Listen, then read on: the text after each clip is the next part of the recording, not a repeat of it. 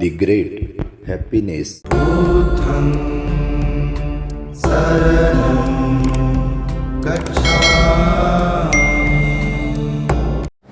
मनोपुब्बंगमा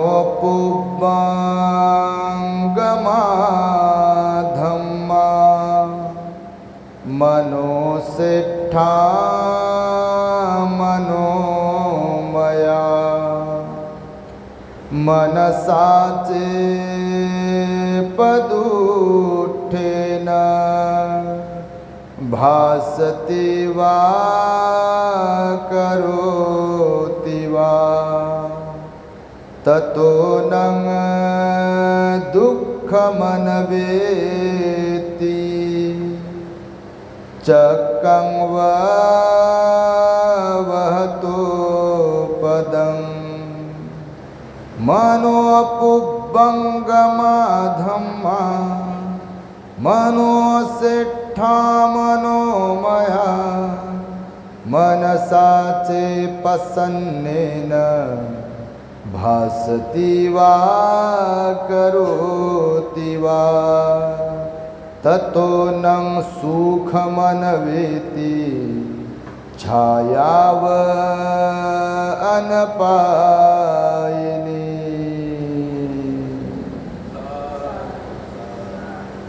संपूर्ण विश्वाला ज्यांनी सुख शांती मानवता तथा दुःख मुक्तीचा आर्य संदेश दिला असे ते दुःख मुक्तीचे मार्गदाता दुःख मुक्त महामानव महान कारुणिक तथागत भगवान सम्यक संबुद्ध तथागतांनी आपल्या शुद्ध प्रज्ञेतून निर्मिलेला सद्धम्म आणि त्याच सद्धम्माचा गेली 2500 वर्षांपासून सातत्याने अहोरात्र प्रचार आणि प्रसार करणारा पूजनीय भिक्खू संघ या महान आणि सर्वश्रेष्ठ अशा त्रिरत्नांना प्रथमतः त्रिवार अभिवादन करतो. ज्यांच्या महान आणि असीम त्याग प्रभावामुळे आपल्याला जो हा अनमोल असा बुद्ध धम्म लाभला आणि ज्यांच्यामुळे आपल्याला हे एवढे मोठे वैभव प्राप्त झाले असे महान युग प्रवर्तक भारतीय राज्यघटनेचे शिल्पकार परमपूज्य बोधिसत्व डॉक्टर बाबासाहेब आंबेडकर या महामानवाच्या महान अशा धम्मक्रांतीमध्ये संपूर्ण जीवनाला समर्पित करून आज या मंगलमय दिनी आपल्या ऐतिहासिक धम्मभूमी असलेल्या नागांच्या नागभूमीत नागपुरामध्ये असलेल्या या परिसरात श्रद्धावान उपासक उपासिका पोहेकर परिवारातील धम्म उपासिका वैशालीताई पवन पोहेकर या भगिनीच्या गर्भमंगल धम्म संस्काराच्या निमित्ताने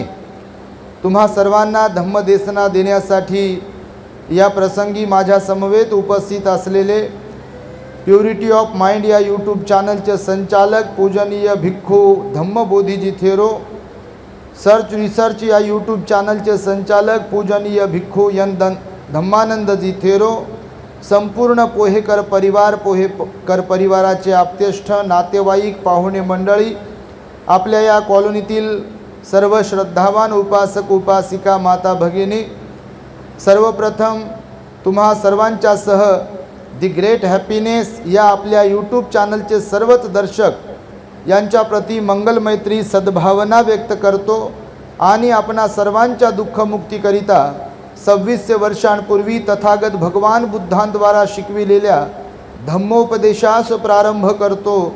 आपण सर्वांनी शांत एकाग्र आणि श्रद्धायुक्त चित्ताद्वारे या अनमोल बुद्धवाणीला आपल्या हित सुखाकरिता श्रवण करावे, ग्रहण करावे. आज आपल्या पोहेकर परिवारामध्ये हा गर्भमंगलाचा कार्यक्रम संपन्न होतो आहे. आताच भंतेजींनी सुंदर अशी धम्मदेशना आपल्याला दिली आहे. मानवी जीवन जगत असताना भगवान बुद्धांनी या गर्भमंगलाच्या गर्भरक्षणाच्या विधीला अत्यंत महत्त्व आहे असा उपदेश वेळोवेळी केलेला आहे. भगवान म्हणाले, मातापिता आदर्श असतील, मातापिता गुणवान असतील, मातापिता शीलवान असतील, मातापिता दानशूर असतील, मातापिता संयमशील असतील, मातापिता प्रेमळ असतील, मातापिता सुशिक्षित असतील, मातापिता धार्मिक असतील, मातापिता ध्यानी असतील, मातापिता कृतज्ञ असतील, अर्थातच सर्व गुण संपन्न मातापिता असतील तर शुद्ध बीजापोटी फळे रसाळ गोमटी असं भगवंताचं वचन आहे. म्हणजे मुलं सर्वांना चांगली हवी आहेत. कोणत्याही जाती धर्माची लोक असो, प्रत्येक मातापित्याला मुलं चांगली हवी आहेत.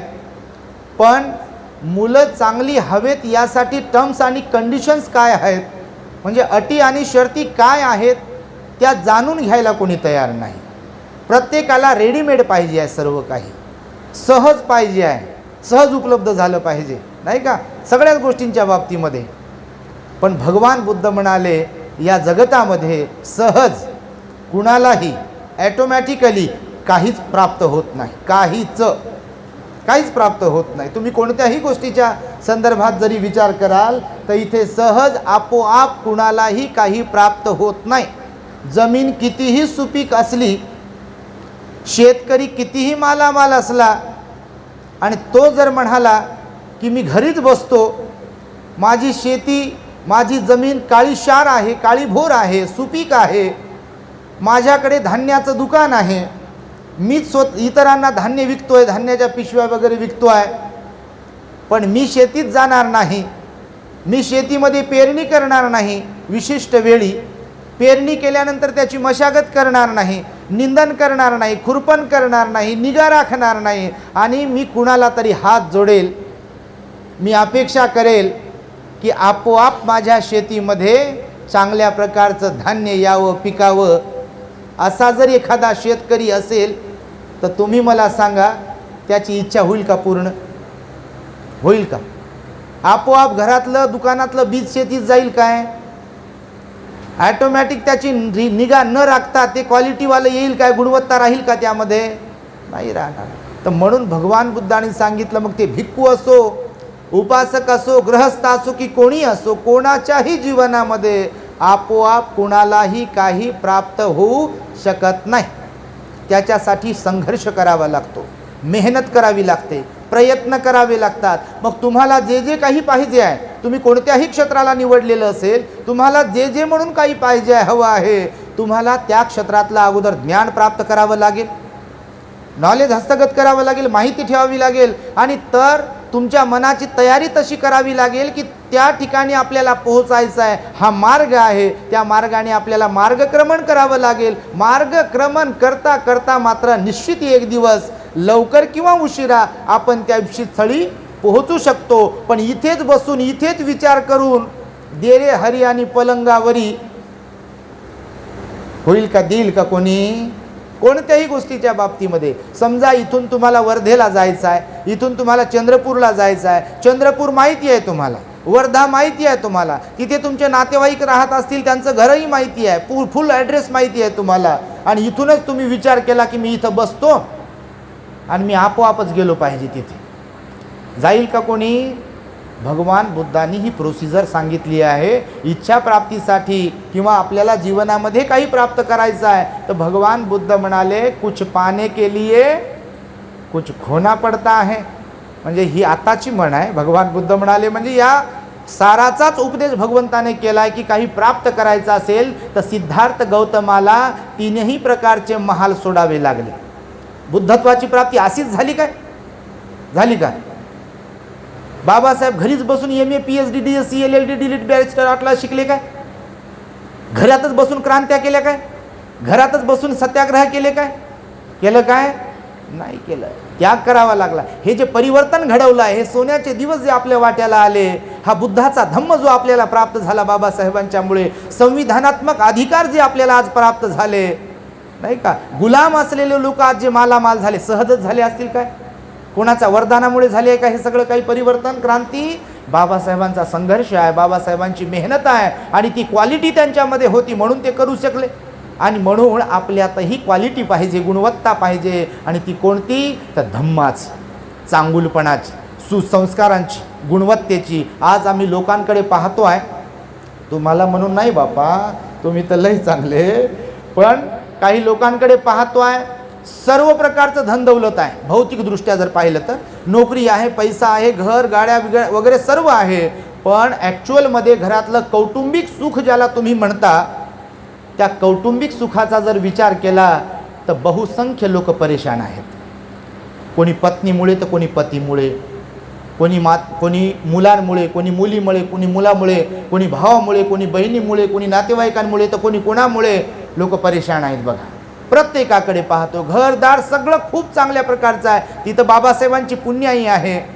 परंतु आज लोकांकडे जेव्हा पाहतो आहे, लोक लेकरांच्या शिक्षणावर जो भर देत आहे, शिक्षणावर जसा फोकस करतात, तसा लोक प्रामाणिकपणाने जर विचार केला तर संस्कारावर लक्ष देत नाहीत. लोक आपल्या लोकांचा जर विचार केला तर बघा तुम्ही. आणि बाबासाहेब म्हणाले शिक्षणाबरोबर सील पाहिजे.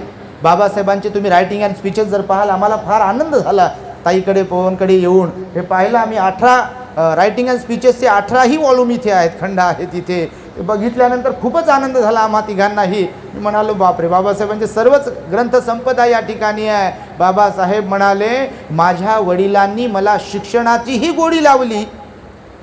बघा तुम्ही विचार करून काय म्हणाले बाबासाहेब, तुम्ही वाचाल तर तुमच्या लक्षात येईल. मला माझ्या वडिलांनी शिक्षणाची जशी गोडी लावली, तसेच माझ्या वडिलांनी माझ्यावर चांगुलपणाचे संस्कार देखील घातले. वडीलधाऱ्यांशी कसं वागावं, इतरांचा कळवळा कसा असावा, इतरांचा विचार कसा करावा, इतरांची मदत कशी करावी, इतरांचं भलं कसं करावं, ह्या सगळ्या गोष्टी माझ्या वडिलांकडून मला बाळकडू प्राप्त झाला आहे असे बाबासाहेब म्हणाले. इव्हन बाबासाहेबांनी हेही बोलून दाखवलं आहे की माझ्या वडिलांनी शिक्षणाबरोबर मला माझा धार्मिक पिंड घडविला नसता तर यदा कदाचित मी शिकलो असतो, एवढ्या डिग्र्याही घेऊ शकलो असतो, परंतु मी धर्मांतर करू शकलो नसतो. बाबासाहेब प्रामाणिकपणे बोलून दाखवतात की आज जो मी धार्मिक आहे, आज जे मी बुद्धाला शरण गेलो आहे, याचं सर्वस्वी श्रेय जर कुणाला द्यायचं झालं तर ते म्हणजे माझ्या वडिलांना दिलं पाहिजे म्हणाले बाबासाहेब. कारण त्यांनी आम्हाला शिक्षणाबरोबर रोज त्या काळातल्या परंपरेनुसार जे कबीराचे दोहे असतील किंवा भजन असेल किंवा जे म्हणून काही असेल, तर माझ्या वडिलांनी सकाळ सायंकाळ घरातल्या सगळ्या लेकरांना घेऊन, आणि त्यात मी हुशार असल्या कारणाने मला बाबासाहेब ते दोहे श्लोक गाथा जे काही आहे ते वाचायला सांगायचे. आणि ते वाचन केल्याशिवाय म्हणजे त्या भजनामध्ये ते श्लोक गाथा जे काही पूजा वंदना असेल ते म्हटल्याशिवाय आम्हाला भोजन मिळायचं नाही, शाळेमध्ये जायला मिळायचं नाही. तुम्ही वाचा बाबासाहेब, तुम्हाला कळेल. आपल्या लोकांनी ह्याबद्दल विचार केला पाहिजे. बाबासाहेबांनी शिका म्हणाले, बाबासाहेब बिलकुल शिका म्हणाले, आणि शिका म्हणाले आणि आपल्या लोकांनी तेवढं ऐकलंय म्हणून तर ही परिस्थिती आहे. मालामाल झाले ना, कालचे गुलाम असलेले खरंच मालामाल झाले. परंतु शिक्षणाबरोबर बुद्ध धम्मही दिला बाबासाहेबांनी. PESची स्थापना केली, शिक्षणाची गंगा आणली, शिक्षणाला शिका म्हणून म्हणाले, पण शिक्षणाबरोबर आपल्याच नागपुरात बाबासाहेबांनी आपल्याला काय दिला, बुद्ध दिला. आणि बाबासाहेब म्हणाले बुद्ध धम्म हा सर्वोत्तम धम्म आहे, आणि त्या सर्वोत्तम धम्माचं जो कोणी आचरण करेल त्याच्याच जीवनामध्ये समाधान, शांती, संयम ह्या ज्या काही गोष्टी आहे त्याला प्राप्त होतील. बुद्ध धम्माचं आचरण करणारी व्यक्तीच दुसऱ्यांचा विचार करू शकेल. माहिती आहे तुम्हाला, सम्राट अशोक बुद्ध धम्माचं आचरण केलं म्हणून इतरांचा विचार करू शकला, म्हणून धम्मासाठी काम करू शकला, म्हणून आपली मुलं दान देऊ शकला, म्हणून विहारांचं निर्माण करू शकला. बाबासाहेब सुद्धा प्रामाणिकपणे धम्माचं आचरण करत होते धर्मांतराच्या पूर्वीपासून, म्हणून इतरांचा विचार करू शकले, इतरांसाठी वेळ देऊ शकले, इतरांसाठी आपली बुद्धिमत्ता खर्च करू शकले, इतरांसाठी आपला पैसा खर्च करू शकले.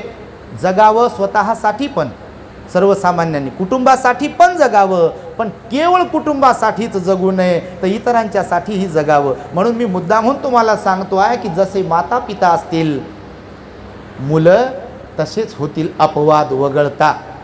ज्या स्वभावाची माता असेल, आई असेल, ज्या स्वभावाचे पिता असतील किंवा घरातील वडीलधारी जे लोक आहेत ज्या स्वभावाचे असतील, लेकरांवर तसा परिणाम होतो का नाही? तुम्ही अनुभवत असाल बघा, होतो की नाही? त्याला मोठं झाल्यावर जे जे करा वंदन करा म्हणायची गरजच पडणार नाही जर लहानपणापासून त्याला तशा प्रकारचे संस्कार दिले तर. पण केवळ शिकवलंच तुम्ही चांगल्या चांगल्या शाळांमध्ये, पण तुम्ही त्याच्यासमोर त्या बाळाला बाळ असताना लहानपणी कधीच भगवंतासमोर जर जाऊन वंदन केलं नसेल, त्याला जेजी बापा करूया, नमो नमो करूया असं कधीच म्हणाला नसेल, त्याच्यासमोर तुम्ही कधी फूल ठेवलं नसेल, त्याच्यासमोर तुम्ही कधी मेणबत्ती प्रज्वलित केली नसेल, त्याच्यासमोर तुम्ही कधी पंचांग प्रणाम केला नसेल, तर मला सांगा त्या बाळावरती कोणते संस्कार होतील का? मग नंतर भंतेजी कधी पाहिलं की चिडचिड चिडचिड करते बघा. आणि काही काही बाळा आमच्याकडे येतात आणि काही काही बाळा आम्हाला पाहिलं की भोंगा, आपल्या चालू करतात बघा. आम्ही अनुभवतो हे बऱ्याच ठिकाणी गेल्यानंतर. काही काही छोटी छोटी बाळं बघा आमच्याकडे येतात, पण हसतात, स्माईल देतात, बोलतात. आता कालच बघा आपण ते कुठे कोकाला गेलो होतो, कोका जंगल आहे ना, तिकडे गेलो आम्ही. तर तिकडे एक छोटीशीच मुलगी बा 4-5 वर्षांची, भंतेजी दिसले की भंतेजी दिसल्यावर ती टी व्हीमध्ये पाहत असेल. आता तिचे ते घरचे लोक टी व्हीवरती प्रवचन लावत होते आपले, म्हणजे ऐकतात ते प्रवचन आपल्या दी ग्रेट हॅपीनेस चॅनलवरचं. आणि ते पाहून पाहून मोबाईलमध्ये टी व्हीवर पाहून पाहून तिला वाटे बा हे भंते. आम्ही उतरलो, जसेही उतरलो तर सर्वात पुढे ती चंग आमच्याकडे पळत पळत आली. तिला वाटलं बा मला बिलगू की काय, धरू की काय. भंतीला विचारते, अशी भावविभोर झाली. 4-5 वर्षाची पोरगी बघा. आणि मग ती हातात हात दिला तिच्या, मी तिच्या डोक्यावर हात ठेवला. तिला फार बरं वाटलं. मग हाताला धरून ती तिच्या घराकडे ती घेऊन जात होती. म्हणजे तिच्याकडे प्रोग्राम होता, नातेवाईकांमध्ये प्रोग्राम होता. तर हा संस्काराचा परिणाम आहे बघा. म्हणून ज्याप्रमाणे चिखलाचा गोळा असतो बघा, चिखल असतो, पोळ्याला बघा लोक बैल बनवायचे चिखलाचे. तुमच्याकडे बनवतात पोळ्याला बैल बनवतात बघा. त्याचे चिखलाचे भरपूर भांडे बनवतात, मटका पण बनवतात, मातीचे भांडे पण असतात. तर ते भांडे चिखल मऊ असेपर्यंत त्याला तोडून पुन्हा आकार बदलवू शकतो. पण तोच चिखल त्याचा बैल बनल्यानंतर, भांडी बनवल्यानंतर, कडक झाल्यानंतर, सुकल्यानंतर, वाळल्यानंतर त्याला आकार बदलवू शकतो काय आपण? लहान मुलांचं तसंच आहे बघा. त्याला संस्कार आईच्या गर्भात असतानापासून देऊ शकलो पाहिजे आपण. लक्षामध्ये जसं एखादा रोपटा आहे, त्या रोपट्याला सरळ न्यायचं आपल्याला. किंवा एखादी वेल असते तुमच्याकडे, कधी कधी लोक वेल लावतात बघा, अशी ती मनी प्लांट लावतात लोक, पैसे घरात येतात म्हणून. बापा लोकांना असं भलतंच काय करायला लय आवडते बा. त्या दिवशीच एक चर्चा झाली, भंतेजी म्हणे आम्हाला सांगितलं म्हणे कोणीतरी बा, ती मनी प्लांटचं झाड वेल घरात लावली की ते साऱ्या घरात पैसाच पैसा येते.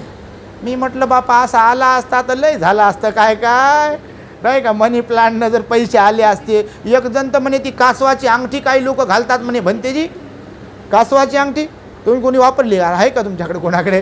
तर ते म्हणे बा काही काही लोक ती कासवाची अंगठी घालतात म्हणे. ते कासवाचं तोंड जर इकडं असेल तर हातात पैसाची येते. मी म्हटलं बापा कसा, मग भिकाऱ्याने तीच घालायला पाहिजे. म्हटलं बा ज्याला लय पैशाची गरज आहे आणि त्यानं ती कासवाची अंगठी घालाव. नको नको त्या गोष्टीवर असा विश्वास बसते लोकांचा बापा विचारूच नका. जे करायचं ते करत नाही, भलतंच करते बघा. आणि त्यामुळे भगवान बुद्धांनी सांगितलं की हे मानवी जीवन जगत असताना बाळं जर चांगली पाहिजे आहे, बाळं जर गुणवान पाहिजे आहे, बाळं जर संयमशील पाहिजे आहे, बाळं जर तुम्हाला प्रेमळ पाहिजे आहे, तुमची मुलं जर तुमचा विचार करणारी तुम्हाला हवी असतील, तुमची मुलं बुद्ध बाबासाहेबांच्या विचारांप्रमाणे वागणारी तुम्हाला हवी असतील, तर अगोदर तुम्हाला तसं बनावं लागेल नाही का.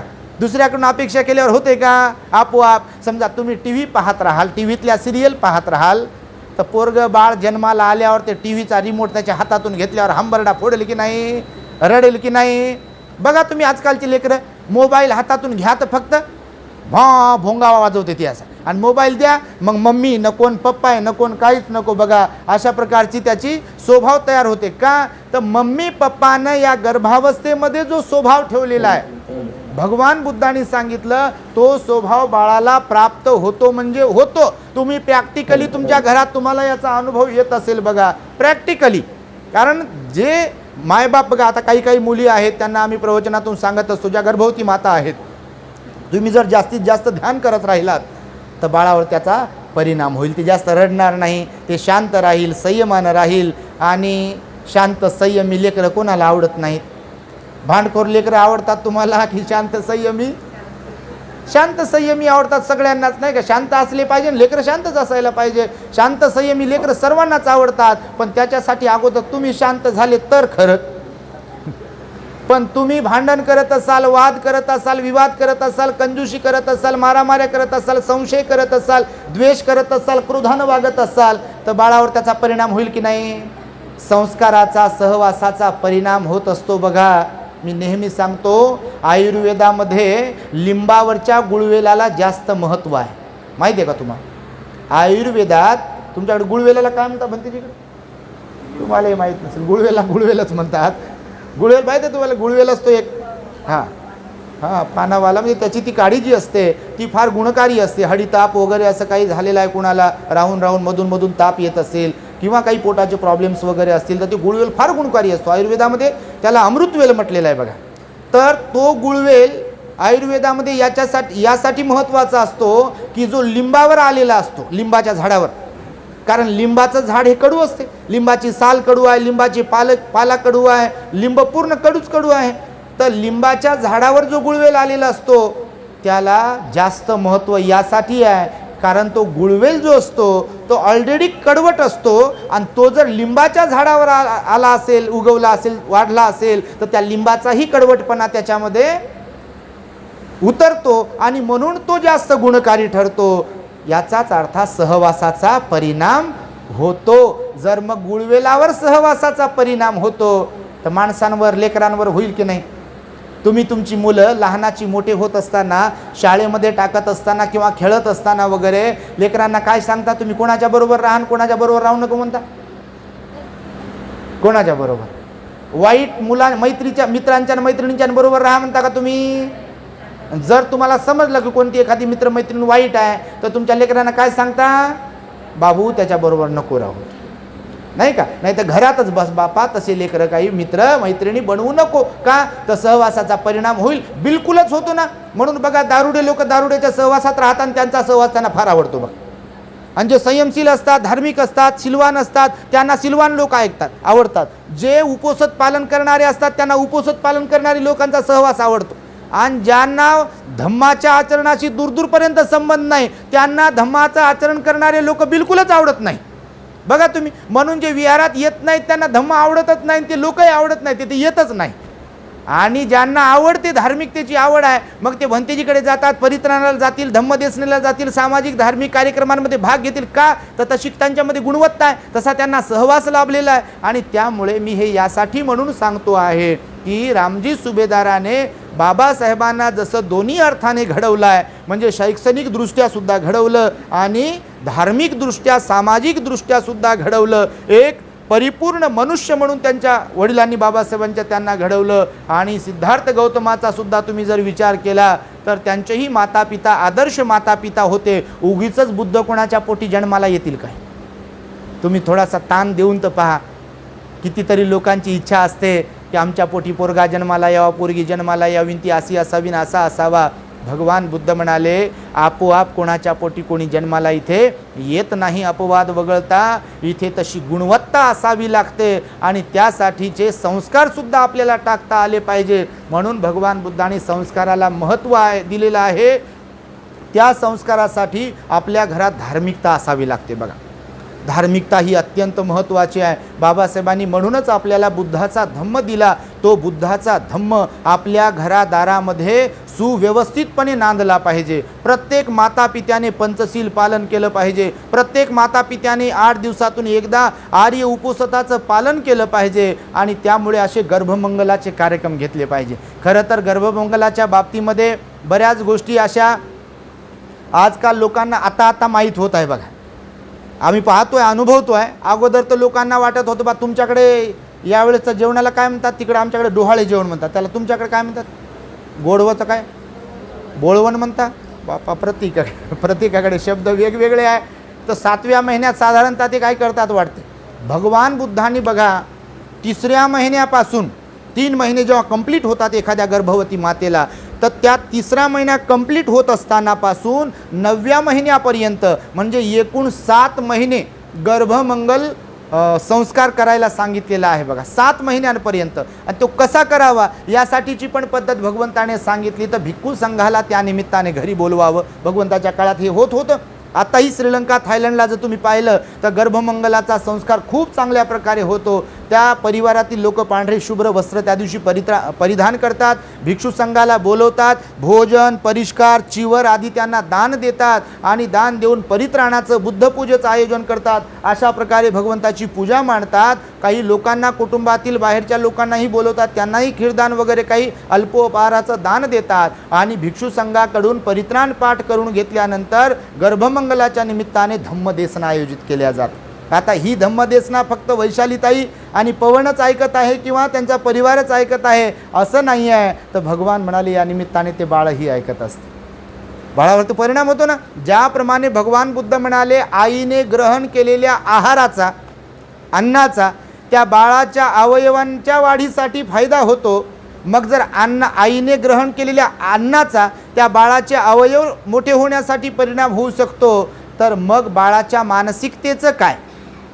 तर मग या दरम्यान पिता आणि माता या दोघांचा जसा स्वभाव असेल, जशी मानसिकता असेल, ज्या क्षणी गर्भधारणा झाली, गर्भधारणा होतानाचा क्षण आणि तेव्हापासून मग 9 महिने 9 दिवस बाळ बाहेर येईपर्यंतचा जो क्षण आहे, जोपर्यंत तो नाळच बोलता तुमच्याकडे, तो नाळ जोपर्यंत जोडलेला आहे, कनेक्ट आहे, तोपर्यंत बाळाच्या मातापित्याची मानसिकता आणि त्या बाळाची मानसिकता ह्याचा जवळचा संबंध असतो. आणि भगवान बुद्ध म्हणाले तोच संस्कार असतो की तुम्ही बाळाला देऊ शकता. तो पिरियड असतो की बाळाला कोणता संस्कार द्यायचा आहे. म्हणून या दरम्यान जास्तीत जास्त तुम्ही धम्माचं आचरण केलं पाहिजे. बघा, भलेही कोणाचा स्वभाव कसा, आता भंतीजीने सांगितलं कोणाला कोणते डोहाळे लागतात, तर कोणाला माती खायचे डोहाळे लागतात.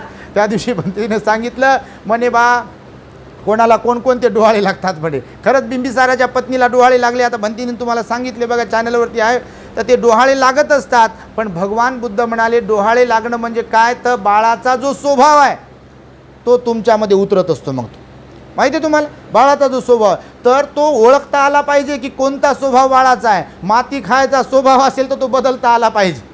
टी व्ही पाहायचा स्वभाव असेल तर तो बदलता आला पाहिजे. चिडचिड करण्याचा स्वभाव असेल तर तो बदलता आला पाहिजे. भांडण करण्याचा, संशय करण्याचा स्वभाव असेल या दरम्यानचा तर तो बदलला पाहिजे. हट्ट करण्याचा स्वभाव असेल तर तो बदलला पाहिजे, बिलकुल बदलला पाहिजे. नाही तर बाळात ते उतरते आणि मग म्हणते हे कोणासारखं झालं म्हणते. आता कोणासारखं झालं म्हणजे काय विषय आहे का बापा? तुमच्यासारखंच होईल तर दुसरं कसं काय होईल? कुणासारखं स्वभाव तुमचा आहे ना त्याच्यामध्ये. आणि म्हणून भगवान बुद्धांनी सांगितलं ना, आम्ही नेहमी सांगतो की जर बाळ चांगले पाहिजे तर स्वतःच्या काया वाचा मनावर संयम ठेवणे, स्वतःला शीलवान, धार्मिक, गुणवान, दानी, ध्यानी बनवणे. कारण जर बाळ तसं पाहिजे तर नुसता फोटो लावून आपल्या घरात बेडरूममध्ये लय लोक सांगतात आमच्या घरात फोटो लावला म्हणते बाळाचा, ते दवाखान्यातल्या बाळाचे फोटो, दवाखान्यात बाळाचे फोटो असतात. कधी कधी आम्ही लहान होतो पाहिलं ते दवाखान्यात फोटो, तर लोक म्हणे भंतेजी आमचं बाळ सुंदर असावं, गुणवान असावं, हसरा असावं, पण आमच्या घरात आम्ही फोटो लावतो तर चालेल का? मी म्हटलं बापा लावा, तुमचं घर आहे, कोणाचा फोटो लावायचा तुमचा प्रश्न झाला. पण नुसतेच फोटो लावून होत नाही काही, तर मनाचा भाव चांगला पाहिजे. बघा तुम्हालाही सांगतो, म्हणजे ताई वैशाली ताईच्या निमित्ताने सांगतो, तुम्हालाही सांगतो, कारण गर्भमंगल प्रत्येकाकडे होतो. आणि भगवान बुद्धांनी सांगितलं डोळ्यानं जे रूप पाहतो या दरम्यान त्याचा बिलकुल परिणाम होतो.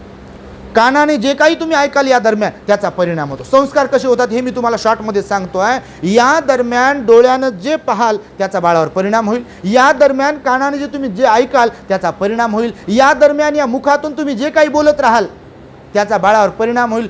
या दरम्यान तुमच्या हातापायाने जे कोणतं कर्म कराल त्याचा बाळावरती परिणाम होईल. या दरम्यान तुम्ही आपल्या मेंदूने, आपल्या मनाने, मानसिकतेने जो कोणता विचार कराल त्याचा बाळावरती बिलकुल परिणाम होईल. आजही आम्ही पाहतो, तुम्ही पाहत असाल, काही काही बाळं खरंच शांत असतात, त्यांना लगेच असं नमो नमो म्हटलं की ते हात जोडते. आणि काही काही बाळं नमो म्हटलं की ते रडतेच, ते जवळ येतच नाही, वंदनही करत नाही. आणि म्हणून तुम्हाला मी ताईच्या निमित्ताने सांगतो आहे की आपण या निमित्ताने शांत राहावं, संयमशील राहावं. भगवान बुद्धाने हेच शिकवलेलं आहे की धार्मिकता बाळगली पाहिजे पूर्णपणे. ताई तशा धार्मिकच आहेत, म्हणूनच आम्हाला कॉन्टॅक्ट केला, म्हणूनच बोलावलं एवढ्या लांबून आम्हाला. म्हणून धार्मिकता पाळणं हे तुमचं कर्तव्य आहे. जसं सिद्धार्थ गौतमाच्या मातापित्याने आपल्या बाळाच्या निमित्ताने दान पुण्य केलं. बघा बुद्ध आणि त्यांचा धम्मग्रंथ जर तुम्ही वाचला तर बाळाच्या संस्काराचा काय परिणाम होतो हे तुम्हाला लक्षात येईल. बाबासाहेबांच्या जन्माची ही कथा तशीच आहे. आणि त्यामुळे बौद्ध धम्मामध्ये या गर्भमंगल संस्काराला अत्यंत महत्त्व आहे. या गर्भसंस्काराच्या निमित्ताने आपण आपल्या मनाला जेवढं निर्मळ करता येईल तेवढं निर्मळ बनविण्याचा प्रयत्न करावा. बाळामध्ये त्याचे 100% गुणवत्ता उतरत असते. अपवाद वगळता मी म्हणत आहे पुन्हा पुन्हा. आणि म्हणून दुसरी गोष्ट महत्त्वाची शेवटची तुम्हाला सांगेल, नेहमीच सांगतो, हे प्रवचन अनेकदा होतात अनेक लोकांकडे, की बाळ बहुतेक वेळा लोक विचार करतात कोणाला मुलगाच हवा असतो आणि कोणाला मुलगीच हवी असते. बघा होते का नाही असं? होच म्हणता तुम्ही. आणि खरंच ना तुम्हाला प्रत्येकाला असं वाटते. तर भगवंतानं सांगितलं आपली मानसिकता जी आहे, मनाची अवस्था, ती सर्व काही असते.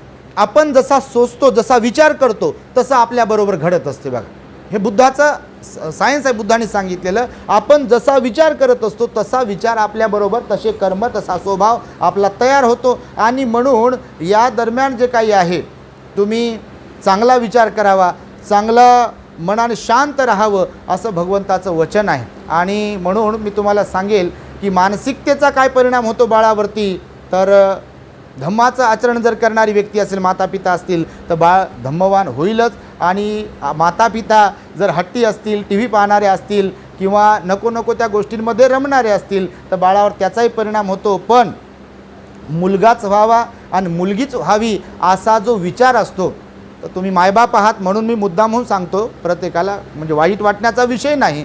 वाटणं तुम्हाला साहजिकच आहे की मुलगाच व्हावा किंवा मुलगीच व्हावी. मग ज्यांच्याकडे मुली आहेत त्यांना वाटते बा मुलगाच झाला पाहिजे, आणि ज्यांच्याकडे मुलं आहेत त्यांना काय वाटते, मुलगीच झाली पाहिजे. पण या दरम्यान घरातले लोक ज्या तीव्रतेनं जो विचार करतील त्याचा परिणाम बाळावरती होत असतो. कारण तुम्ही सायन्सवाले असाल तर कोणत्या स्त्रीला, कोणत्या पुरुषाला मुलगा व्हावा की मुलगी व्हावी, आम्ही सायन्सला होतो तर ते शिकवलेलं आहे. ते एक्स वाय वाय एक्स काय ते जोड्या आहेत, त्या जर जुळवल्या गेल्या तर ते मुलगा किंवा मुलगी ते ठरेल. परंतु तुम्ही ते गर्भधारणा झाल्यावर जर असा विचार कराल की मुलगाच झाला पाहिजे किंवा मुलगीच झाली पाहिजे, तर मी तुम्हाला आठवण करून देतो मुद्दाम होऊन की या जगामध्ये जशी स्त्री आहे, जसा पुरुष आहे, तसे तृतीयपंथी लोक पण आहे. माहीत आहे तुम्हाला, बघता ना तुम्ही, आहेत की नाही. म्हणजे आणि त्याच्याही नंतर काही पुरुष शरीररूपी पुरुषच आहेत पण स्वभाव स्त्रियांसारखा असतो. काही स्त्रियाच आहेत पण स्वभाव, काही लक्षणं पुरुषांसारखे आहे. बघता तुम्ही, असं सत्य आहे की असत्य आहे? बिलकुल सत्य आहे. काही स्त्रियांचा पुरुषी स्वभाव आहे म्हणतात लोक, आणि काही पुरुषांचा स्त्रीसारखा स्वभाव आहे.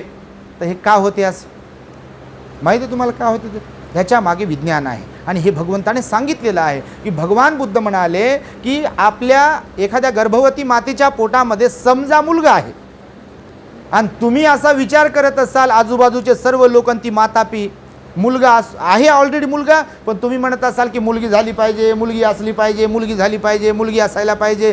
किंवा मुलगी आहे आणि तुम्ही विचार करत आहे नाही मुलगा असायला पाहिजे, मुलगा असायला पाहिजे, मुलगा असायला पाहिजे, मुलगी असल्यावर मुलगा आणि मुलगा असल्यावर मुलगी, असा जर तुम्ही विचार करत असाल तर त्या विचारांची तीव्रता जी आहे त्या तीव्रतेचा बाळावरती परिणाम होत असतो. तुमच्या माहितीसाठी सांगतो. आणि म्हणून जरी म्हणजे पुरुष जरी असेल तर थोड्याफार काही गोष्टी, मग त्या आवाजाचं म्हणा किंवा काही स्वभावाच्या वागण्याच्या संदर्भात म्हणा, किंवा एखादी स्त्री जरी असेल तर त्या पुरुषी स्वभावाच्या काही लक्षणं त्यांच्यात असतात, तर त्याचा असा परिणाम होतो. म्हणून मी सगळ्या लोकांना नेहमी सांगतो आहे की जे बाळ असेल तर विचार एवढाच करा की ते बाळ गुणवान असावं. मुलगा असो की मुलगी असो, ते बाळ सुसंस्कारी असावं, बुद्ध धम्म संघावर श्रद्धा ठेवणारं बाळ असावं, आपल्या बाबासाहेबांनी ज्या जबाबदाऱ्या दिल्यात त्या जबाबदाऱ्या पेलणारं ते बाळ असावं, माता पित्यांची सेवा करणारं बाळ असावं, परिवाराचा सांभाळ करणारं बाळ असावं, जे मुलगा असो की मुलगी असो. आणि अशा प्रकारे सामाजिक धार्मिक बांधिलकीची जाणीव ठेवणारं बाळ असावं असा विचार, आणि त्याला निरोगी उदंड आयुष्य लाभावे, त्याची तब्येत चांगली असावी. जसं भंतेजींनी सांगितलं, मंगलमैत्री तुम्ही जर करत राहिलात तर मात्र 100% बाळावर त्याचा सुपरिणाम होईल आणि बाळ सुदृढ आणि खूप सुसंस्कारी जन्मास येईल. आणि त्यामुळे तुम्ही या संस्कारावरती विश्वास ठेवून बुद्ध धम्माचं आचरण करत राहाल, सातत्याने दान पुण्य करत राहाल, शील पालन करत राहाल आणि ध्यान जास्तीत जास्त करत राहाल. बघा, ध्यान करणं खरोखर खूप महत्त्वाचं आहे. कारण प्रसूती जर सुखपूर्वक हवी असेल तर जास्तीत जास्त ध्यान करा. बसताना उठताना बुद्धाशिवाय दुसरं काही सुचलं नाही पाहिजे. प्रत्येक भगिनीला मी सांगतो आहे, बुद्धाशिवाय, धम्माशिवाय, संघाशिवाय दुसरं काही सुचलं नाही पाहिजे. तुम्ही मनोमन म्हणत राहा. तुम्हाला पाली भाषा येत असेल तर म्हणत राहा तुम्ही, नमो तस् भगवतो अरहतो. आता परित्राणपणे आपल्या चॅनलवरती तो प्ले करून ठेवत राहा. अंगुलीमाल सुद्धा तो प्ले करून ठेवत राहा. किंवा तुमच्याकडे पुस्तक आहे ते वाचत राहा, किंवा हेडफोन लावून, किंवा असं स्पीकरवर ब्लूटूथ वगैरे आता सुविधा आज आहेत सगळ्या काही. घरामध्ये धम्मपद असेल, बुद्धाचं सूत्र असतील, चक्क पवतन सुद्धा असेल, प्ले करून ठेवत राहा बुद्धाची वाणी 24 तास. रात्री झोपताना मग ॲटोमॅटिकली सायलेंट करून त्याला बंद करून ठेवत राहा, जेणेकरून बाळाला पूर्ण वेळ बुद्धाची वाणी ऐकायला मिळेल, घरामध्ये सुद्धा पॉझिटिव्ह एनर्जी क्रिएट होईल. कारण भगवान बुद्ध म्हणाले या जगतामध्ये 2 प्रकारची एनर्जी आहे, 2 प्रकारची ऊर्जा आहे, सकारात्मक आणि नकारात्मक, आणि ती अवलंबून आहे आपल्या विचारांवरती.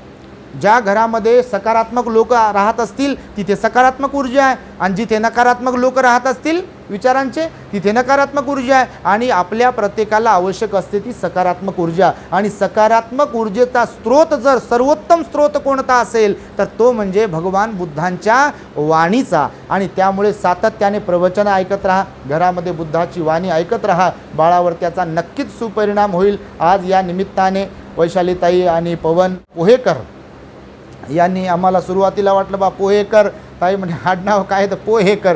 म्हटलं बा पोहेकर दुसऱ्याला कोणाला सांगत असतील बा पोहेकर म्हणून, म्हणजे कोणाला सांगता सांगता फोनवर बोलत आहे का काय. मी म्हटलं काय आडनाव आहे, ते म्हणे बा पोहेकर.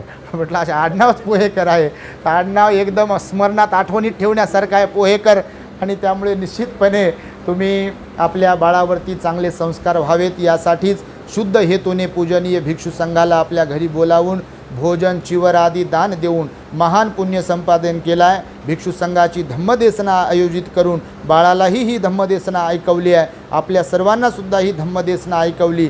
तेव्हा निश्चित हे धम्मदानसुद्धा तुम्हा सर्वांच्या सुख शांतीसाठी कारणीभूत ठरो, अशा प्रकारची मंगल आणि उदात्त कामना व्यक्त करून मी माझ्या शब्दांना इथे पूर्णविराम देतो आहे.